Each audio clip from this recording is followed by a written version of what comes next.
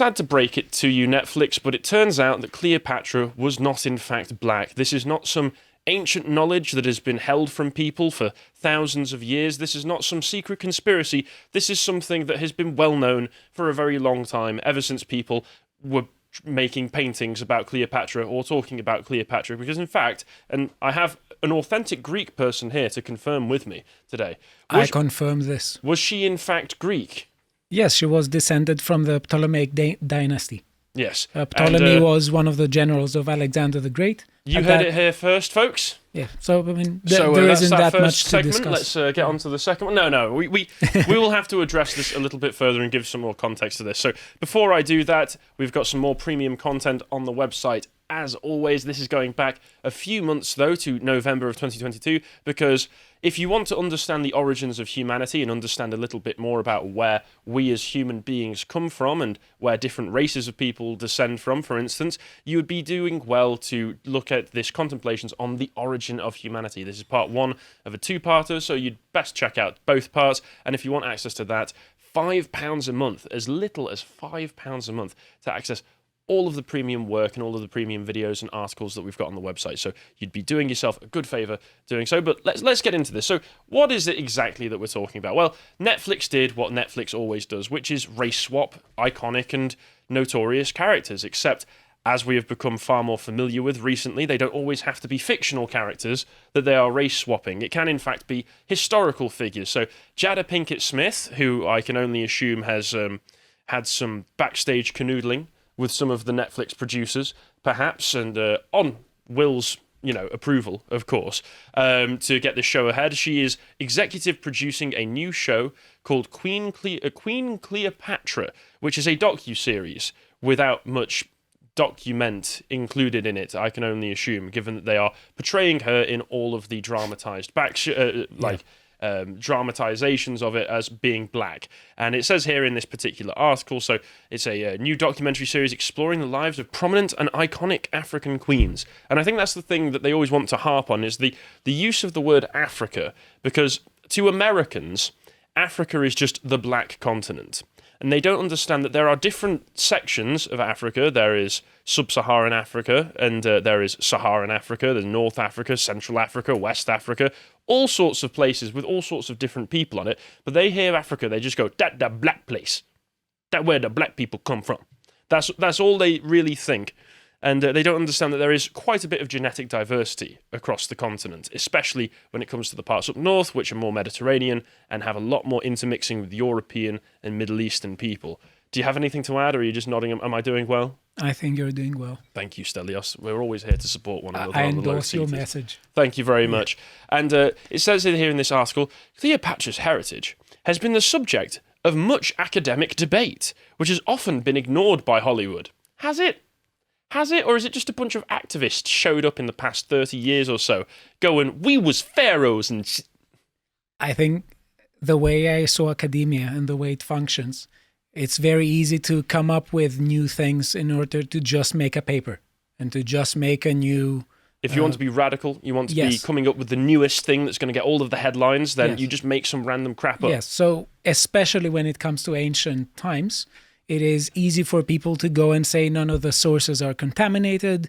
Those who wrote it, they had class prejudice, they had all sorts of biases.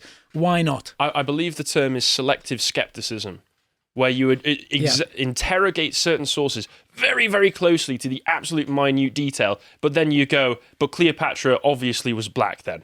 Source, it came to me in a dream, obviously. Now our series reassesses this fascinating part of her story. A description of the new program stated on Netflix's YouTube account. Smith also serves as the narrator for the show, which sees the Egyptian royals as powerful black members of society. Doubt. X to doubt. Big X to big doubt. If we carry on, of course, the people most annoyed about this are the people who you would expect to be, along with Egyptians, which we'll mention in a moment, but it's the Greeks. The Greeks in particular are annoyed about this, with this article from the Greek Reporter called New Netflix Documentary Forgets Cleopatra Was Greek. I don't think they forgot. I think they wanted to erase that, because media is a big way of how people form their attitudes and understanding of the world around them. I'm happy at least they wrote it, because there are some Yes. Greeks nowadays back in Greece who don't care about it at all. They are ecophobic. Obviously, we need to care about our heritage, because our heritage informs our understanding of the present. Yeah, but it's fun because I don't know if you have watched 300. I've seen bits and pieces of it. It wasn't particularly I don't think accurate I in don't some think it was cases. trying and- to be accurate. Yes, but it was fun that some people, they were saying no. They felt there was the need to just say no. Those goats playing the flute, they weren't real or something. just in case you thought, wow, what happened to those ultra advanced goats back in ancient times? Maybe people forgot about them. Maybe they just got left out of the historical record. So the documentary has been criticised for blackwashing. That's not a thing that happens. Only whitewashing ever happens. I've never heard of this. This must be very racist. This isn't very anti-racist of the Greek reporters right now. Cleopatra the Seventh, Philopator, is that how you pronounce it? Am I doing it right? Belonged to the Ptolemaic dynasty, the Macedonian Greek royal dynasty that ruled Egypt during the Hellenistic period. She was descended of Ptolemy the First Soter. Is that how I pronounce it? Sorry, where are you? Yes, you could say Sotir. Yeah. Soter. Okay, a Macedonian Greek general who served alongside Alexander the Great and founded the Ptolemaic kingdom in Egypt after Alexander's death. Alexander, of course, notoriously blonde. Some online commenters have expressed puzzlement over the decision to inaccurately portray a historical figure in what is meant to be an educational documentary. One user who commented on the YouTube trailer and garnered over 2,500 likes wrote, "Cleopatra was so Greek and so separated from what we know as Egyptian that her being able to speak Egyptian along with Greek was a marvel." I think she was the only person of her family to speak Egyptian. That's what it says. If we carry on, there's the rest of this article. This first part is what's addressing the controversy. The rest of this article, because I assume the person writing this was furiously typing away, just, she wasn't black, decided to give an entire history lesson of the Ptolemaic kingdom and all of its dynasty and all of the people who were involved in it. It's very interesting, to be fair, but I don't have enough time to go through the whole thing right now. He ends with saying that Cleopatra, a direct descendant of Ptolemy, well, first of all, they also practiced interbreeding and sibling marriage because they wanted to keep their line pure. So if you wanted to say, well, the rest of the Egyptians were black and they just interbred with them. No, they actively slept with each other to make sure that didn't happen. But she was a direct descendant of Ptolemy. She was the first Ptolemaic ruler to learn the Egyptian language, as all those before her spoke only Greek. She was also believed to have spoken Ethiopian, Hebrew, Aramaic, Arabic, Syriac, Median, Parthian, and Latin. So she was not a native to Africa, likely not black, and was the first person to actually learn to speak African languages in her line in the first place. So where Jada Pinkett Smith is coming from with all of this just seems to be, could it be political in motivation, perhaps? I really didn't know this about how many languages she is thought to have. I mean, once again, when it says she's believed to have, it's interesting. Maybe it's like, learning to say hello in all these languages. And, I speak French. Bonjour. Yeah. Actually, no. Here's have people from all places, trying to give you presents and gifts and ask you for favors. And you say, you greet them all in their language, and you say check, There we go. Aramaic, sorted. check. Hola. Yeah, that's Arabic, right. check. What's Syriac, hello in Greek? Check. Yasu. Yasu. I can speak Greek now. Confirmed. Actually, I've just thought of another one for the checklist. Have you ever started a fight at a Waffle House? No, but you do want to. After the segment we did, I don't know, it just spoke to me. It really did. I would be there and I would just take a video of it. There was a part of your spirit calling out to the people in those videos, yes. Just going, I'm there with you in spirit. I'm by your side, throwing things at these poor employees. But once again, this is entirely political in motivation. Media affects how people see the world. It especially affects how people see the past, because the past is something we're disconnected from in the first place. So if you see something portrayed as being factual in the past, especially if it's a documentary series, then you're just going to go, I guess they were black. And that affects how people see reality right now, because there was the polls taken last year that Carl covered, where English people were polled, how much of the population of England do you think is black? And they came out with ridiculous, like 20 to 30%. something like that. It's 3.4%, but the reason they thought it was so vastly overrepresented in comparison to what it actually is because of the overrepresentation of black people within media. And that's the point. It's supposed to distort our understanding of the world around us. And in particular, when it comes to things like this that directly assault the past, it's supposed to distort our image of our own European identities. I want to say something because I don't know what Jada Pinkett Smith is thinking, but it seems to me to be very patronizing, not to white people. But because I cannot think that there is no personality that they could have a docuseries about. There are, okay? So I don't understand why they have to do this. Of course there are, but they weren't in charge of as impressive a nation or empire as Egypt. They want to take, it's the whole Blacks Built America. They want to take credit for all of the most impressive civilizations that have ever existed. Yeah, but because part of it is supposed to be, as far as I'm concerned, is supposed to be demoralizing the native populations or the native peoples. If you're talking about America, the descendants of Europeans, it's supposed to be demoralizing people of European descent. So that, as far as I'm concerned, so that they're basically happy to step aside and let themselves be replaced. And how does it moralize someone if they're portraying something that any sort of historical book says otherwise? Well, because how are they? This is not helping? the first time they've tried to portray the pharaohs and the Egyptians as black. I'm not accusing you as a representative I know of you're Jada not accusing Pinkett me. Smith. I'm just illustrating the questions. No, that's a good point, but yeah. I don't think that is the point. It's basically just trying to steal other people's history. Is all it's about. And Egypt as well, Egyptians were not particularly happy with this because they can recognise that, hold up, this is a bit weird, we're not happy about this. They've had Minister of Antiquities, they've had people saying it's falsifying facts, etc., etc. And then if you actually go back and look at some of the genetic research and you find out who the ancient Egyptians were, not just the Ptolemaic dynasty, because of course they were a ruling class that practiced incest so that they could maintain genetic diversity away from the people that they were ruling over, but what were the ancient Egyptians themselves? And they looked at some of the mummies before the Ptolemaics, and they came to some interesting conclusions here, which was that they were very closely related to ancient Middle Easterners, which was hinting that Northern Africans might have genetic roots from people different genetic roots from people south of the Sahara Desert. This was published on the 30th of May in, I think, 2017. It included a study that was took data from 90 mummies buried between 1380 BC during Egypt's New Kingdom and AD 425 in the Roman era. The findings showed that the mummies' closest kins were ancient farmers from a region that includes present-day Israel and Jordan. Modern Egyptians, by contrast, have inherited more of their DNA from Central Africa. The genomic material they studied showed that ancient Egyptians shared little DNA with the modern sub-Saharan Africans. Instead, their closest relatives were people living during the Neolithic and Bronze Ages in an area known as the Levant. Strikingly, the mummies were more closely related to Europeans and Anatolians than to modern Egyptians. Now, do you know who else looks a lot like Levantines, being directly descended from them in the modern era? Many people, but in particular, for instance, we have Ashkenazi Jews who are directly descended from these Levantine people. So we've got people like David Schwimmer, we've got people like Larry David, Jeff Goldblum. Are any of these people black? I wouldn't say so. I certainly wouldn't say so either. So it says here that the pulse of sub-Saharan African DNA came into Egypt roughly about 700 years ago, and modern Egyptians can trace 8% more of their ancestry to sub-Saharan Africans than can mummies from Abusir el-Melek.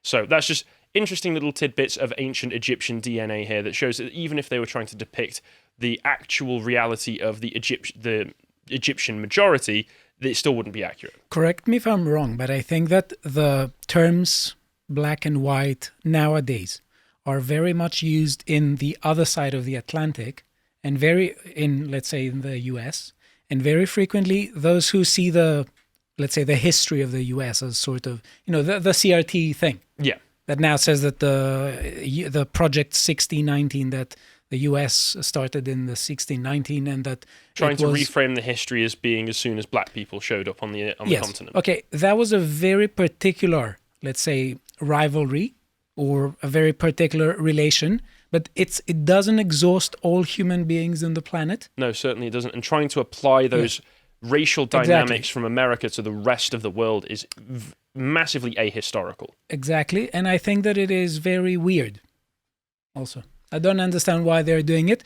It could be lack of historical understanding. It could be lack of the proper, let's say, how should I say it? They may not care about it. They may be ignorant, but also they could have any agenda, as you were saying. Well, I think there is an agenda. I also do think that America is the leading global superpower, correct? And a lot of European countries in particular are essentially under the financial boot. I mean, this may not last for much longer. If you've been following Dan, he's been covering a lot of what's been going on with the potential demise of the petrodollar and the Saudi Arabians making deals in the back rooms with China and then just coming out and saying all of this. But either way, what happens when you have a global superpower is they always try to impose their own culture on the places which are essentially vassal states to them. I mean, the British Empire was a bit more hands-off with all of this, but America is very hands-on and wants to transpose its own culture onto the other parts of the world. And so our own culture as Europeans is suddenly having to be portrayed in this very Americanized black and white moral dichotomy of slave versus non-slave, etc., everything that comes off of the back of that with all the CRT, despite the fact that's not our history.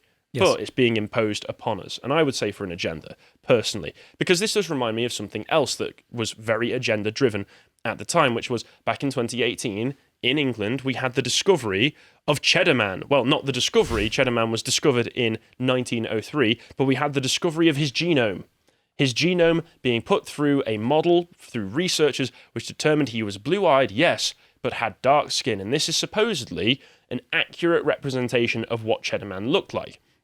Now, if you're familiar with Cheddar Man, he would have been around 10,000 years ago, and he would have been somebody who was part of the Western hunter-gatherer tribe of people, which, apart from Cheddar Man, have always been depicted as, yes, slightly darker skin than, say, I would have now as a modern Anglo, but still very fair-skinned, fair hair, blue eyes, etc. This was a complete rewriting of what we were supposed to be expecting, and it was done under the auspices of being scientific. So if I read through here, it was a cutting-edge scientific analysis that showed a Briton from 10,000 years ago had dark brown skin and blue eyes.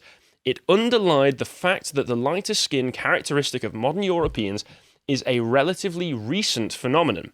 This combination might appear striking to us today, but it was a common appearance in Western Europe during this period. So here we see the nudging of our own ideas, of our own heritage and our own history, in England certainly, of what the Britons were like and etc., and what the sort of stock of people that we originated from. Stephen Clark, director of the Channel 4 documentary, and this was done as part of a Channel 4 documentary, and as anybody who lives in England knows, Channel 4 is the place to go for subversive content that will tell you that you're an awful person constantly if you're a white male. He said, I think we all know we live in times when we are unusually preoccupied with skin pigmentation. And Professor Mark Thomas, a geneticist from UCL, said, it becomes part of our understanding. And this is about Cheddar Man and these new revelations that he was actually brown-skinned. I think that would be a much better thing. I think it would be good if people lodge it in their heads and it becomes part of their knowledge. And this is where the agenda comes in. This is why I see it as being very agenda-driven, because that's the whole point of telling this lie. And we'll... Yes, this person is obviously applying a double standard, because if we are led to the idea that color doesn't matter, then how would they feel if, for instance, there was a biopic of Obama that was not played by a... Ryan Gosling plays Obama. Ryan Gosling is MLK. That person in 4chan you mentioned would not like it, presumably.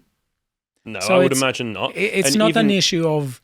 Even at the moment, there is the most recent one. I've not included an article about this, but John, if you'd like to bring it up very quickly, because you mentioned it, there was the...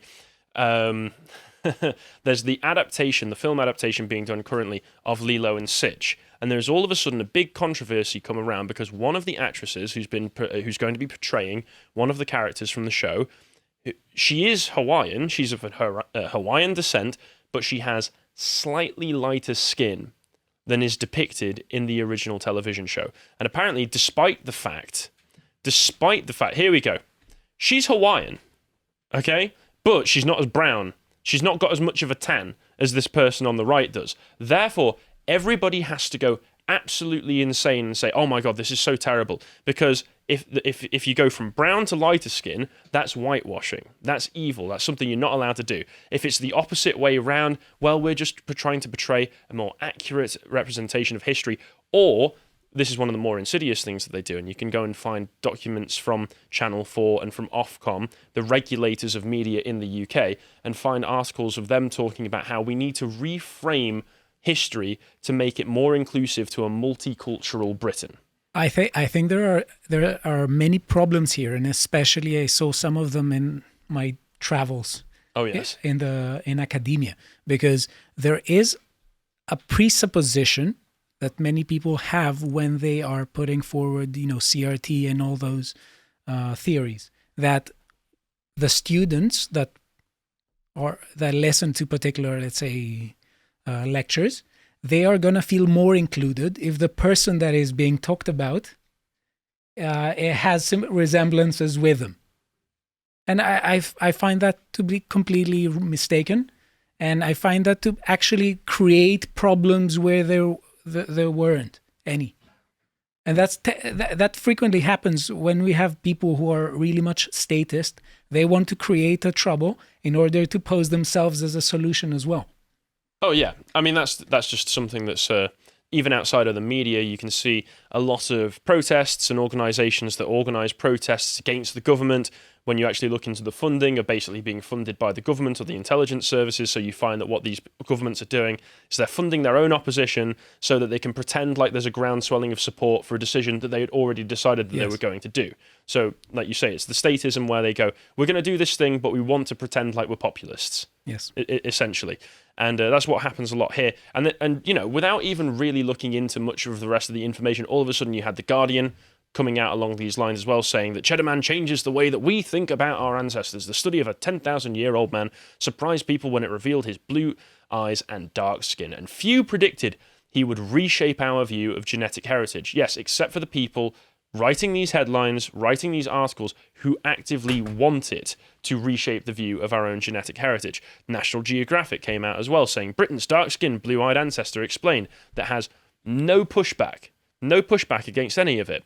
Except there's... What do you mean no pushback? No one said... No one says, hold up, this is very strange. Would a person with skin this dark have been able to survive very well in Northern Hemisphere where the sunlight wouldn't have provided them enough with enough vitamin D that their skin could absorb? Just very simple questions. They don't mention things like this. They just go, guess he was black then. Just guess he was black then. Except there was a problem with this whole thing all along, which was that... If you go to the next one, the New Scientist did this article saying, it might not actually be true. It might not actually be true. So they point out in here, our species reached Europe 30,000 years before Cheddar Man lived. So if you want to say that there were dark-skinned people who arrived on Britain, his ancestors would have had plenty of time to evolve paler skin. And also researchers from the actual study itself, including Susan Walsh at Indiana University, Purdue University, Indianapolis, read Cheddar Man's DNA.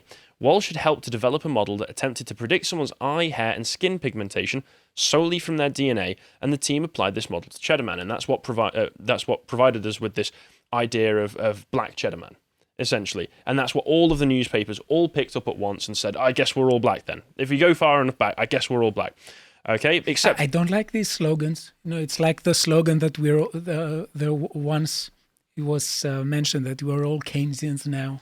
Oh yeah. Well, was that Nixon who said that? I'm not certain, but... Or was it Friedman? It was Friedman or Nixon who said we're all Keynesians now. I don't think it was Friedman. I think if it was him who said it, I think he was saying it sarcastically, and it just got picked up on.